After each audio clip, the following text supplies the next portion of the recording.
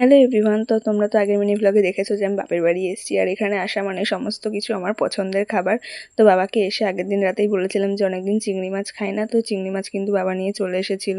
আর তার সাথে এনেছিল কাতলা মাছের এত বড় মাথা, আর তার সাথে দিয়েছিল এত বড় একটা চোখ, যেটা তো আমার তো দেখে রীতিমতো ভয় লাগছিল।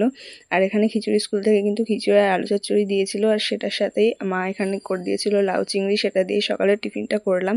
দেন গেছিলাম একটু কাজে, বেরিয়েছিলাম। তো সেখান থেকে ফেরার সময় নিয়ে এসেছিলাম এই পেয়ারা মাখাটা, যেটা খেতে কিন্তু খুব একটা ভালো ছিল না, মোটামুটি ছিল। আর বাড়ি এসে দেখলাম বোন কিন্তু তেঁতুলের আচার বানিয়েছিল, সেটাই রোদে দিয়েছিল। আর এই কাঁঠালটা দেখতে পাচ্ছ, এটা একটা জ্যাঠা পাঠিয়েছিল আমার জন্য, কারণ আমি কাঁঠাল খেতে প্রচণ্ড ভালোবাসি। আর আমি এসেছি শুনে কিন্তু এই পাকা কাঁঠালটা দিয়েছিল, যদিও এটা পাকা ছিল না, 2 দিন আগে দিয়েছিল, 2 দিন ধরে পেকেছে।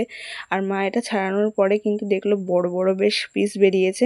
আর কাঁঠাল খেতে কে কে আমার মতো ভালোবাসো কমেন্ট করে জানিও। অনেকের নাকি কাঁঠালের গন্ধ সহ্য হয় না। কাঁঠাল ছাড়িয়ে তো মা আমাকে বড় বড় 4টে পিস দিয়ে দিয়েছিল। আজকের মতো এইটুকুই।